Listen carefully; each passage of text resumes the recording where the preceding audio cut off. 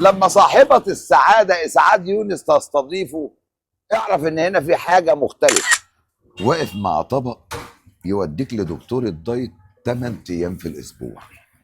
لما كل حاجة من دي تبقى معمولة بالسمنة البلدي يبقى احنا في ورطة. يبقى احنا لازم نقعد شهر ما ناكلش غير جبنة بيضة وعيش سن. حاجة تاخد العقل.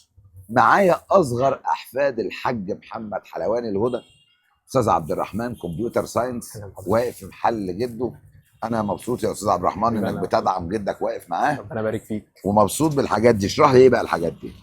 الحاجات اللي عندي المنتجات، عندي بسبوسه، عندي كنافه كريمه، عندي كنافه ساده، عندي جلاش صوابع، في عندي جلاش كريمه بس هو حاليا خلصان، وعندي كنافه اساور، عندي زلابيا، عندي رموش، في بلح الشام، عندي صوابع زينب، واللينزا من اخطر الحاجات اللي عندنا.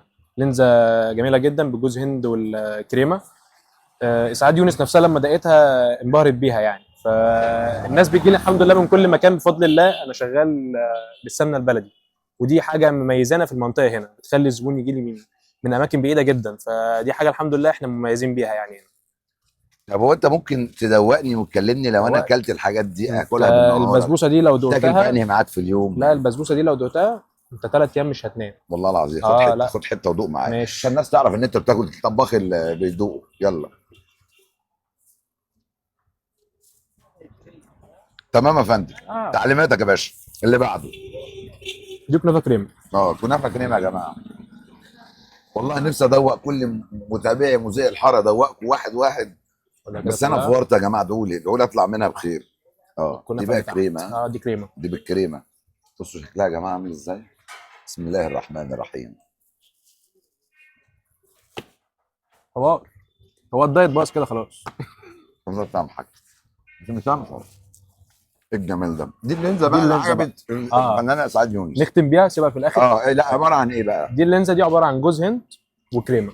كريمه محشيه في النص هنا، وده الجوز هند. دي هنخليها في الاخر مفيش مشكله. ده ايه بقى؟ ده جلاش صوابع معمول بالسمنه البلدي. كله. طب انتوا بتعملوا انتوا بايديكم الحاجات دي؟ احنا اللي مميزنا ان احنا شغالين بنفسنا. انا خالي في المصنع، شغال في المصنع، وبيجي هنا يجيب لنا البضاعه. كل حاجه بتيجي يوم بيومها. مفيش حاجه عندي ببدايه.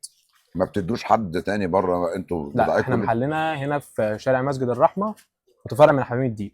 هنا في شبرا مصر، مفيش اي فرع تاني لينا غير هنا. والمصنع ما بيديش حد غيركم؟ لا احنا بس اللي شغالين فيه. والمصنع الامكانيات اللي موجوده تسمح لكم تطلعوا كل المنتجات دي والزياده كمان؟ اكيد طبعا. وانتوا ناويين تطلعوا منتجات زياده ثانيه؟ ان شاء الله. في كده ان شاء الله. اللينزا بقى. دي اللينزا. ده الجوز هند والكريم. اشرح لهم بقى، اشرح للساده المشاهدين هي عباره عن ايه؟ دي عباره عن جوز هند وكريم. دوق كده. تفتكر الناس هتحسدني ان انا بشتغل مذيع الحاره انا اول مره ادوق على فكره يعني. انا عادي هتحسدك على ان انت دوقت اللينزا. في ناس كتير فايتها الكلام ده. لا دي حوار. دي مجرمه. دي عيب. مجرمه. دي عيب اللي انتوا بتعملوه ده. مجرمه. تحفه ما شاء الله. عرفت ليه الفنانه اسعاد يونس صورت معاكم؟ لانها اصلا شبراويه جدعه. عيله العدل كلها من شبرا. بداوا الكلام ده لما دقوا المره دي وقت تصويرهم مع الفنانه اسعاد يونس، وكانوا زمان ما لقوش فرق. ليه ما لقوش فرق؟ هي المكونات، هو الضمير، هو الصانع. فانا بشكركم جدا. انا مبسوط ان انا كنت معاك يا عبد الرحمن. اتشرفنا معاك. انا قبل ما اختم معاك بس عايز 13 كيلو لينزا يا باشا. عيننا ليك. بشكر كل مشاهدي مذيع الحاره. حلواني الهدى رقم 1 مش في مصر بس، لا ونجم كبير في شبرا. تعالوا دوقوا وربنا معاكم في الدور وفي الزحمه. هو موجود في شارع مسجد الرحمه، متفرع من عبد الحميد الديب قرب ميدان المماليك. يلا دوقوا بألف هنا وشفا. اسيبكم انا بقى وادوق انا.